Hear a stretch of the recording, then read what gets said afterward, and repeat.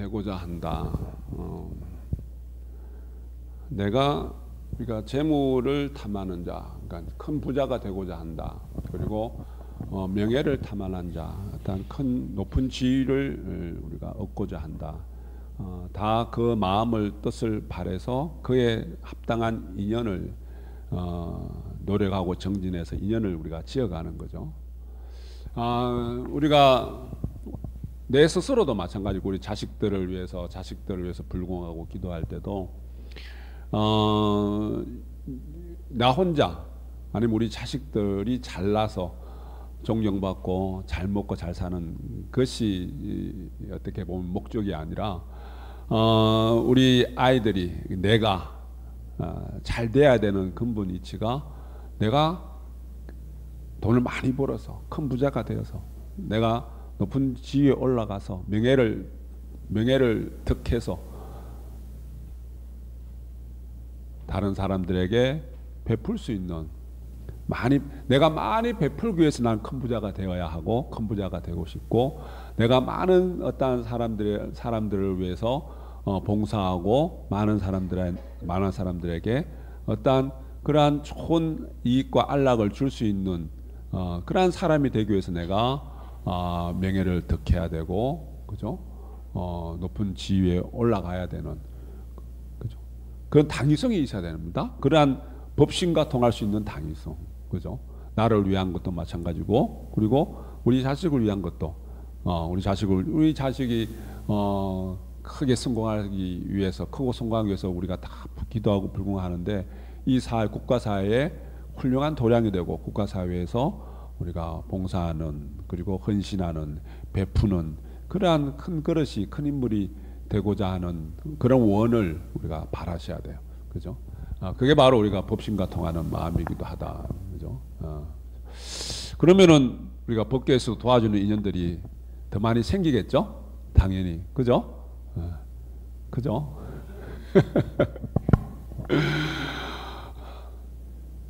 미소 띠라 그랬잖아.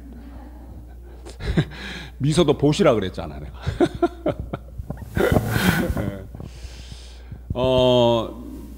오래된 이야기인데 그거 대지라는 소설의 작가 펄벅이라는 분이 1960년대에 우리나라를 방문을 했대요.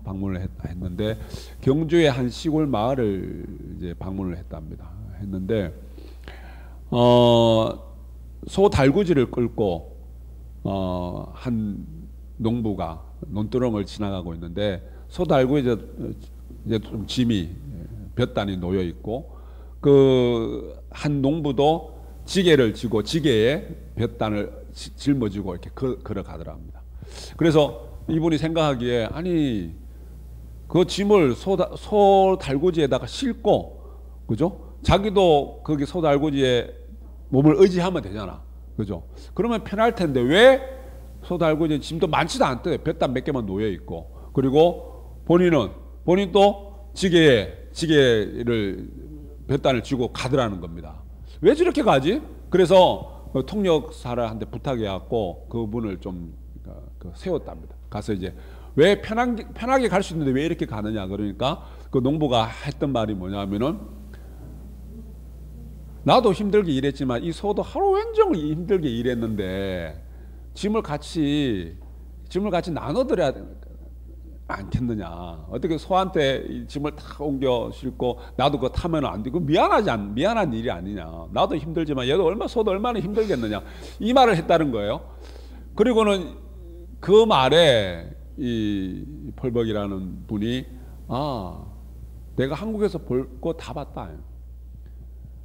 내가 이 한국인의 이 뭡니까 존엄성을 위대함을 내가 느낄 수 있었다.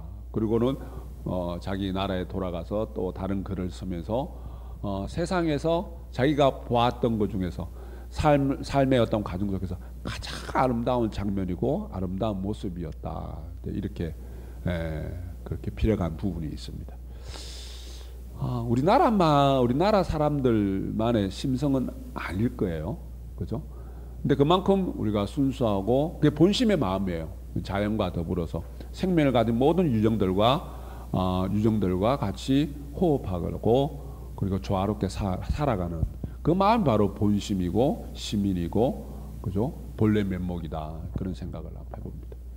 제가 어제 그 말도 이렇게 전스님하고 주고받고 하니까는 전스님은 다른 걸 하나 기억을 하고 계시더라고요. 우리 겨울에 나뭇가지에 보면은 그 감나무 특히 감나무 보면은 감을 꼭 몇 개 남겨두잖아요. 그죠? 그 감을 남겨둔 모습을 보고도 그 물었대. 왜 감을 다 따지 않고 그렇게 남겨두냐고. 다 따서 먹지. 그러니까 그게 뭐예요? 우리 까치밥이라는 표현을 쓰잖아요. 그죠? 새들이 와서 먹으라고. 그 일화도 같이 그때 생겼다는 이야기를 전스님이 기억하고 계시더라고요. 우리 인간의 본심의 차원에서 들여다봤을 때 자연과 더불어서 일체 모든 유정들과 인간뿐만 아니라 모든 생명을 가진 유정들과 더불어서 살아가는 모습의 어떤 우리 본래 면목이고 시민이고 본심의 모습이다 그런 생각을 해봅니다. 이번 주에 이제 울릉도 해당문화축제 저는 축제를 울릉도에서 하기 때문에 이제 물론 축제에 동참하기 위해서 축제를 보기 위해서 가는 것도 있지만 그보다는 저는 성지 순례가 먼저 앞서야 된다 이렇게 저는 그런 생각을 합니다. 울릉도라는 지역은 우리 정단에서는 우리 진흥 행자들한테는 마음의 고향과 같은 그죠 성지입니다. 종조 해당 대종사의 탄생지이기 때문에 그죠? 그래서 성지 순례를 한다고 이야기를 하죠. 각 종교마다 성지는 다 있습니다. 그리고 많은 거기에 종교를 믿는 사람들은 순례의 길을 고행의 길이지만 마다하지 않고 꼭 한 번씩 가려고 동참을 하려고 하죠. 말 그대로 어떠한 종교의 발상지나 그 성인의 탄생지 또 아니면 생활한 거주지 아니면 열반한 지역 그러한 법계 인연이 있는 지역들을 가서 탐방하고 살피고 둘러보고 예참하는 그게 성지 순례예요. 근데 우리가 이거를 다른 차원에서 좀 더 깊게 들여다보면은 성지라는 것은 성스러운 장소입니다. 지역입니다. 다시 말하면은 우리가 성지의 근본은 나의 본심이에요. 내 본심입니다. 그리고 순례라는 의미는 들여다보면은 한자를 보면은 순례에서 순자는 둘러보고 돌아보고 어루만지다라는 뜻을 갖고 있어요. 예는 말 그대로 예의 그리고 의식 그리고 예참 그리고 자연의 질서 우주의 어떤 진리 그런 뜻도 같이 갖고 있어요. 그러니까 다시 이야기하면은 내 본심 내 근원을 성지순례를 통해서 종조 탄생지를 통해서 내 본심 내 근원을 찾아가고 거기서 둘러보고 어루만지고 살피는 그러한 의식이 바로 성지순례다. 그죠? 성지순례다. 그러면은 우리가 굳이 울릉도라는 탄생지 아니면 우리 뭐 종조 대각지 아니면 열반한 장소 열반지 초전법륜지 그 장소만 성지라고 보는 것이 아니라 우리가 성지라는 그 자체가 내 마음의 근원이고 내 본래 면목이고 내 본심의 차원이라면은 우리가 영성하는 이 순간이 내 본심을 밝히고자 하는 시민을 밝히고자 하는 참회를 통해서 깨쳐 실천 참회를 하고자 하는 이 마음 이 순간이 바로 삼이라는 이 공간이 이 시간이 성지 순례의 공간이고 성지 순례의 시간이기도 하다. 왜? 내 근본을 찾고자 내 근본을 되돌아가고자 하는 끊임없는 나의 활동들입니다. 끊임없는 활동. 근데 물질적으로 물리적인 어떤 그러한 장소에서 그 뜻을 되새겨 보고자 하는 그런 의미를 갖고 있죠. 그래서 성지 순례차 방문해서 그 시점에 또 우리가 해당문화축제도 열리게 되고 해당문화축제도 우리가 참관하고 또 즐기고 오는 그러한 의식이다. 그러한 우리가 행사다라는 것을 우리가 갖고 있어야 되겠다라는 생각을 합니다. 그죠? 진정한 어떤 성지 순례의 모습이기도 한 거예요. 그죠? 진정한 성지순례의 모습입니다. 내가 내 근본을, 그죠? 근본을 살피고, 내 근본을 둘러보고, 근본으로 되돌아가고자 하는 되돌아가고자 하는 그러한 마음, 그러한 마음. 자, 우리가 참으로 우리 삶을 우리가 잘 살아야 된다 그런 표현을 쓰잖아요, 그죠? 삶을 잘 우리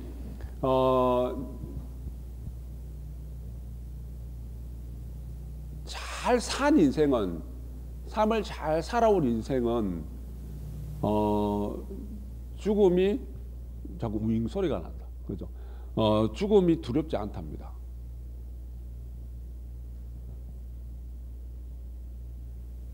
죽음의 임박에서 죽음이 두려우면은 내가 잘 살았던 삶이 아니래요. 그러면서 하루의 삶을 우리가 내가 하루를 열심히 잘 살잖아요. 하루를 열심히 잘 살면은 저녁 잠자리가 편안하대요. 그렇죠. 내가 하루 돌이켜 봤을 때 오늘 하루 참 성심성의껏 내가 정진하면서 부지런히 내가 참 잘 살았다. 그리고 내 본심에 양심에 끄리낌 없이 밝은 마음으로 내가 잘 살았다, 잘 살아왔다 라는 생각이 들 때는 잠자리가 편안하답니다. 근데 내가 돌이켜 봤을 때 뭔가 이렇게 마음이 좀 언짢은 것이 있고 내가 오늘 또 화를 낸 것도 있고 막 욕심을 내서 막 이렇게 탐심이 내서 내 마음을 막 어리석게 왔다 갔다 내가 번뇌스러운 것도 있고 그러면은 하루가 어때요? 하루가 뭔가 썩 개운치 않잖아요. 그러면은 저녁 잠자리가 불편할 수도 있다는 이야기예요. 그죠? 똑같은 이치로 똑같이 내가 삶을 잘 살아왔다면은 내 잘 산 삶의 어떤 그러한 모습으로 다음 생이 오히려 기다려지고 죽음이 두렵지 않은, 그죠? 그래서 길게 오래 살았다고 잘 살고 내가 짧게 살았다고 해서 공한 삶이 아니라 길게 살았던, 짧게 살았던 내가 본심과 더불어서 본래 면목을 찾아면서, 그래서 우리가 그런 말 끝에 하는 이야기가 뭐냐면은 삶이라는 것은 뭐냐 하면은 보물찾기와 같은 거다. 삶의 과정 속에서 내 보물을 찾아야 된다. 나만의 보물을 찾아야 된다. 그 보물이 뭐냐 하면은 그 보물이 다름이 아니라 시민이고 본심이고 본래 면목입니다.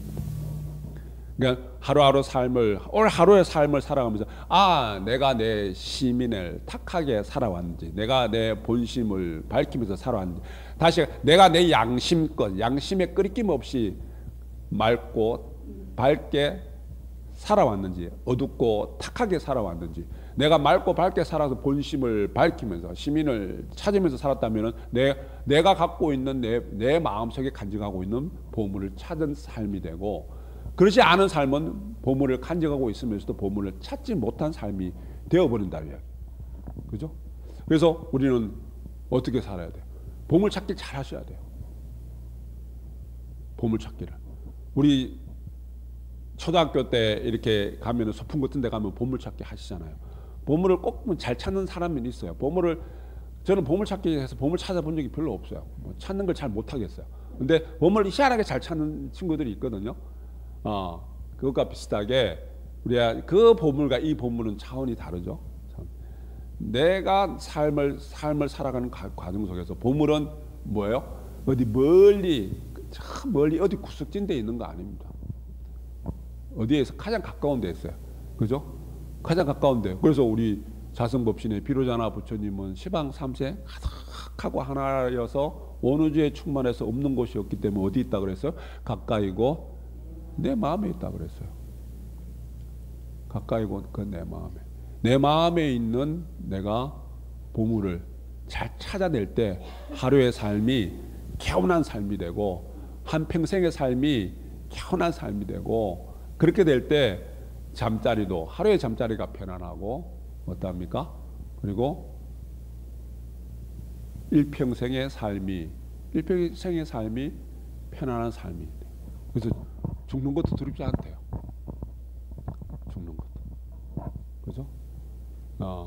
그래서 우리 언젠가는 사람은 다 때가 되면은 가잖아요. 안 갈 수는 없잖아요. 이 육신의 인연은. 그죠? 기다려줘야 돼요. 기다려줘야 돼. 기대가 돼야 돼. 다음 생도 기대가 되고. 그죠?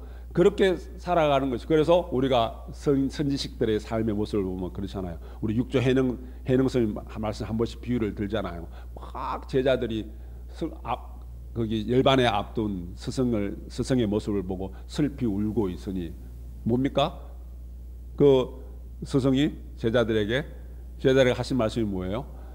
슬퍼하지 말라. 내가 어디 가는지 알면 니네들이 슬퍼하지 않을 텐데. 그런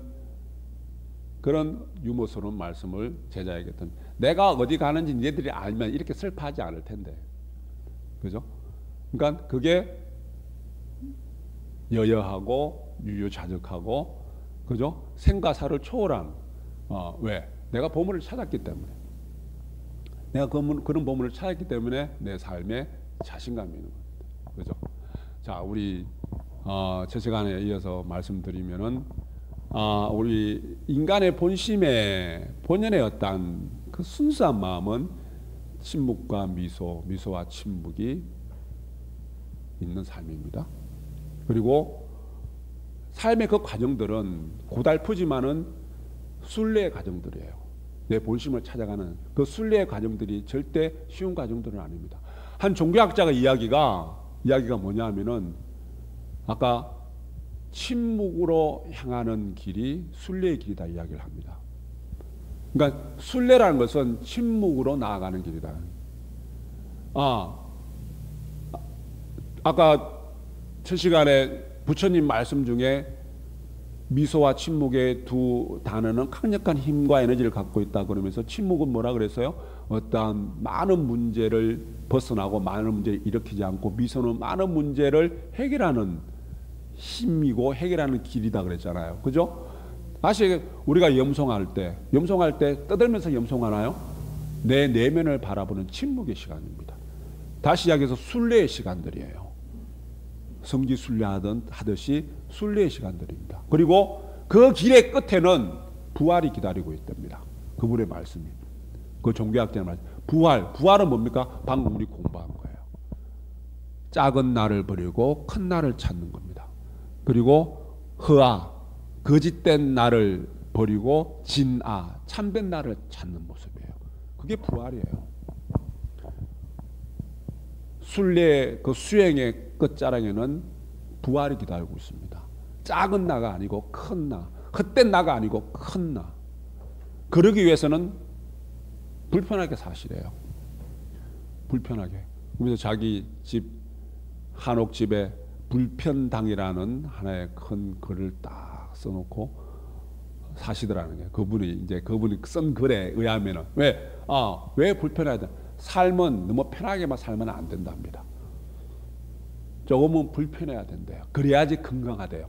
몸과 마음이 건강하답니다. 우리 편하고자 좀 앉아 있으면은 이 마음이 중생심은 눕고 싶죠. 그죠? 편하려고 덤벼들면은 이 사람이 방일하기 쉽고 게을러지기 쉬워요. 근데 편하고자 하는 마음을 조금 내려놓고 내가 움직여서 운동하기 싫을 때, 운동하기 싫잖아요. 근데 운동 갔다 오길 참 잘했다라는 생각이 들죠. 그죠? 제가 늘 조수님한테 부탁드리는 이야기. 억지로라도 운동을 하셔야 된다. 갔다 오면은 개운하다. 몸과 마음이 개운하다. 그죠? 내가 적당한 불편함은 내 몸과 마음을 건강하게 하는 거. 그러면 언제까지? 불편하지 않을 때까지 연습과 수행과 훈련을 통해서 불편함이 익숙해질 때까지. 그죠? 우리가 염송을 하는 것은, 불공을 하는 것은, 기도를 하는 것은 순례의 모습이고, 순례의 끝자락에는 부활이란 이웃 종교의 말로 표현을 빌렸지만은 우리 헛된 나를 버리고 진아 참된 나를 찾아가고, 작은 나를 버리고 큰 나를 찾아가서 큰 나를 이루어서 더 뛰어넘어가서는 뭡니까? 가장 큰 나가 누구예요? 부처님 가르치면 근본으로 가장 큰 나가 무아잖아요. 아가 없는 거예요. 없다는 것이 아니라 이 아를 초월해서 뛰어넘은 겁니다. 가장 큰 나요. 그걸 이뤄내는 겁니다. 그렇죠?